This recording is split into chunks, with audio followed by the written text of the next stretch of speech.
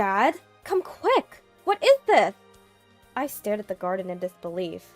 The vegetables we had worked so hard to grow were almost entirely gone. Brian rushed over, just as shocked, but our 9th grade daughter had a different reaction. We need to give the culprit a taste of their own medicine. Mom, it's time to fight back. Her words ignited a fire in me. I can't let her see me this defeated. My name is Jessica. I live with Brian and our 9th grade daughter. I used to work in an office, but now I'm a farmer. We took over my father-in-law's garden when he fell ill 10 years ago. Since Brian's mother passed away when he was in college, it's just been up to us to maintain it. We harvest seasonal crops like radishes, watermelons, and sweet potatoes. Surrounded by residential areas, our garden is one of the largest around. A decade ago, there were many gardens, but now they're replaced by apartment buildings. As the farming population ages, there's a shortage of workers, and maintaining these gardens became challenging. This led to gardens being sold off. With the new apartment buildings, the neighborhood's look and feel changed. There used to be a strong community bond, but now we only interact with a few. Even though we're not the community leaders, because of our sizable garden, the new Apartment Buildings Association head, a man named Anderson, came to greet us. I promise we'll make sure our residents don't cause any trouble for those who've lived here for years, he reassured us. It put my mind at ease, especially since I had seen groups of young people gathering near the apartment and was worried about security. But soon, my fears would become a reality. Jessica, our crops have disappeared again. Brian, who went for the morning harvest, reported with a sigh. Again? It can't be animals or birds. We must have a thief. Shouldn't we install security cameras? Distraught over the continuous theft, I suggested this. Recently, crops ready for harvest were frequently stolen. As an initial step, we put up a sign. It warned that any veggie thieves would be reported to the police immediately. However, the culprit either hasn't seen the sign or chooses to ignore it, as he doesn't stop his thievery. You know, no real damage has been done yet. Installing security cameras might end up costing more. If the loss becomes significant, then we might have to reconsider. Brian ponders with a deep hum. Even if we consulted the police, it's not guaranteed they'd patrol daily. Without concrete evidence of theft, they might not even investigate. Suddenly, our daughter Emily, who was listening in, chimed in. It's so wrong for someone to steal the vegetables you both worked so hard to grow. If you keep turning a blind eye, it might happen again, and they could take even more. If you won't set up cameras, I'll watch over them, 24/7. Emily, always thinking of her family with a strong sense of justice. I recall when she was in preschool. That's when I left my job to help out on the farm. It brings back memories of little Emily. She used to be picky about food, but once we began serving our own veggies, she devoured them. It tastes great because you and Dad grew it. Hearing those words made me even more proud of my work as a farmer. For our excited daughter and our customers, I resolved to sincerely nurture our produce. Of course, I'd be angry if these cherished vegetables were stolen. You have important exams coming up. You can't be on watch. I'll make sure to keep an eye out instead.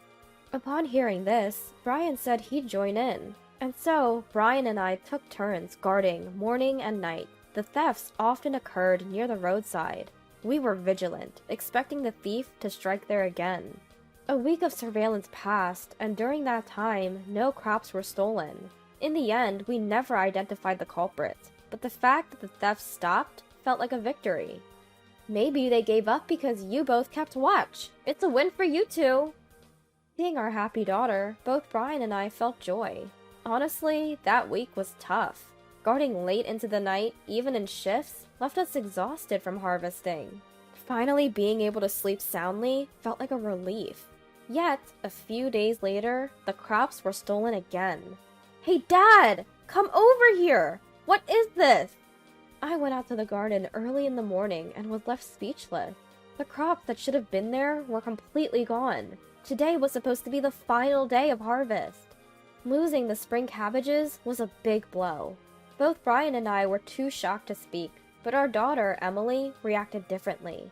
We can't just stand here. Whoever did this needs to pay. Mom, it's time to fight back. Even though she must have been shocked as well, Emily was trying to cheer me up. I couldn't let my daughter see me in this pitiful state. A sense of determination rose within me. You're right, Emily. We can't sit around feeling sorry for ourselves. We decided to install security cameras as our first step. If someone tries to steal from us again, we'll be able to identify them. But that wasn't enough for Emily. Having a camera will prevent future thefts, but what about what's already been done? I can't let whoever made us sad get away with it. I've done some research. Let's plant these bulbs. I bet if the thief takes them, they'll regret it. Angry at the thief, Emily showed me a photo on her mobile phone. It was a picture of daffodils. Daffodils? They're flowers, and they're toxic. We can't eat them, right? I couldn't understand Emily's logic, and I was left puzzled. The stalks of daffodils look like green onions, don't they? I've seen news stories about people getting food poisoning every year from mistakenly eating them. If the daffodils haven't bloomed yet, could someone mistake them for green onions? Listening to her, I understood Emily's plan. She wanted to plant daffodils near the green onions to trick the thief into eating them. We grow green onions close to the roadside, and there are daffodils near the entrance. It seems Emily wants to transplant these daffodils during the green onion harvest season. I couldn't imagine anyone confusing the strong-smelling green onions with daffodils, but there's a chance the thief might not notice the difference if they come at night. Daffodils are poisonous plants that can cause vomiting and headaches when ingested. Indeed, if the thief eats them, they might be in for a rough time. But aren't there cases where people died from eating daffodils? What if the thief is an elderly person, and by some chance, they end up dying? Brian seemed less than enthusiastic about Emily's suggestion. Then Emily started speaking like a detective. In my opinion, the culprit isn't elderly. A friend in the next town over told me that around the same time our place was hit, a thief had burgled their neighborhood too. And the method? Just like ours. According to Emily, the thief starts by stealing just a little, as if tasting. Then a few days later, they come back and take a whole lot. Moreover, the places hit were always located along easily accessible roads. Another similarity. Maybe after tasting, they're selling stuff online. I've seen some sketchy individuals selling stuff anonymously online. Saying this, Emily showed her phone again. Displayed on the screen were cardboard boxes filled with a large number of fruits and vegetables. Yet there was no information about where they were grown, and they were being sold at incredibly low prices. I think if it were an elderly person, they'd only take enough for themselves or their family. This thief is taking so much because they're after the money. Unless we give them a bit of a scare, they're bound to keep doing it. Both Brian and I were taken aback by Emily's passionate explanation. She must have done a lot of research after finding out about the theft. At first, Brian was hesitant about Emily's idea, but after hearing her out, he seemed to change his mind. He proposed planting the daffodils only along the previously targeted road, and to ensure they weren't mistakenly shipped, they'd be extra cautious. I was a bit uncomfortable with the idea of deceiving even a thief, but the desire to not remain passive was strong. Furthermore, after hearing that we weren't the only victims, I really wanted to catch the perpetrator. Especially if they were not just eating, but illicitly selling the produce, it's even more unforgivable. Do they feel less guilty stealing from a field than a store? Perhaps they think they just get a slap on the wrist. We'll give them a punishment they deserve. Let's plant some daffodils that are easily mistaken for green onions, shall we? So, we decided to secretly set up traps along the field by the road. One day, Anderson and his wife Michelle, whom we hadn't seen in a while, came to visit. I heard that a thief got into someone's field and stole a bunch of crop. Hearing this, I shared how we also had several thefts in our field. Anderson reacted with genuine anger, saying how terrible that was. We should gather some volunteers and do some patrolling for safety, he suggested. I felt an overwhelming sense of gratitude for Anderson's offer. We had already reported the damages to the police, and it summed up to a significant amount. However, they said it would be challenging to identify the culprits without any video evidence. Although the police could patrol the area, they could only do it sporadically. If volunteers were to patrol, it could deter the criminals.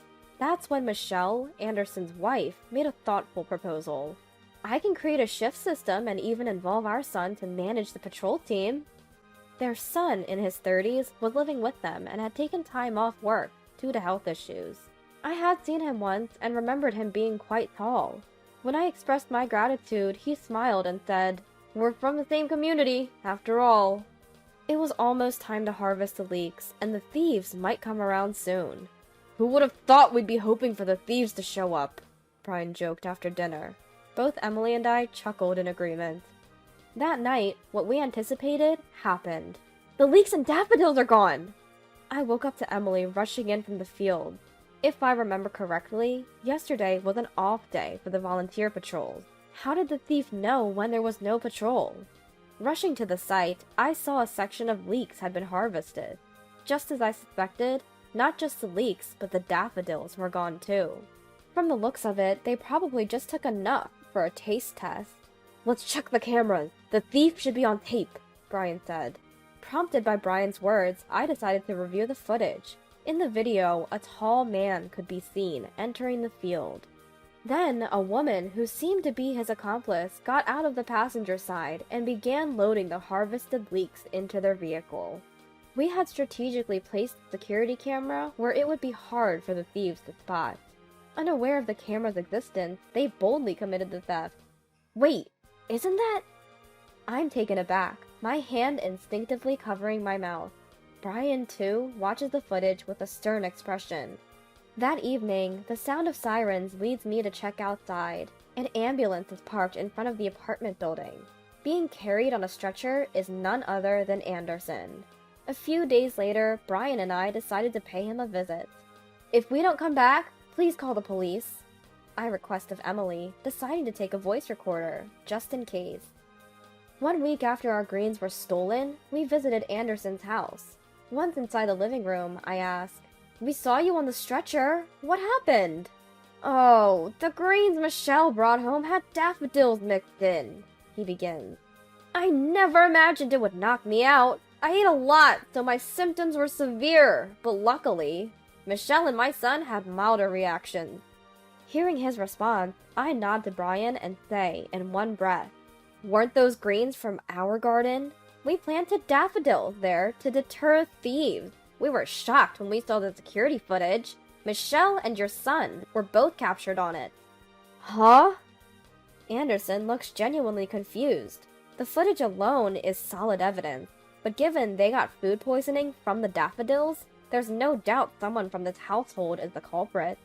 While we could have gone straight to the police, it was hard to believe someone as kind as Anderson could be involved. We wanted to hear his side of the story. His genuine ignorance suggests Anderson wasn't involved in the theft, which leaves Michelle, who was now trembling in the kitchen, as the prime suspect. "Have you been stealing vegetables and selling them all along?"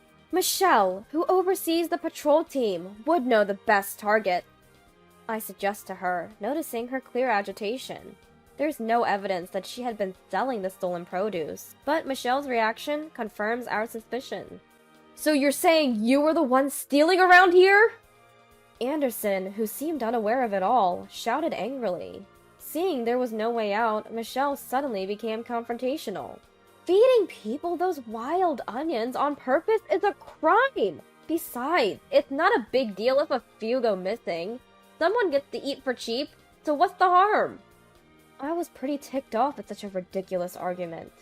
"I only planted leeks and green onions in my garden. You stole and ate without permission. That's on you. Do you think veggies just grow on their own? We nurture them with care and love, and that's why they're delicious. Don't assume it's easy." Perhaps scared by my words, Michelle now turned her anger towards Anderson. "This is all because you quit your job and took on that unpaid community leader role. I was worried about our retirement. I had to make some side money somehow."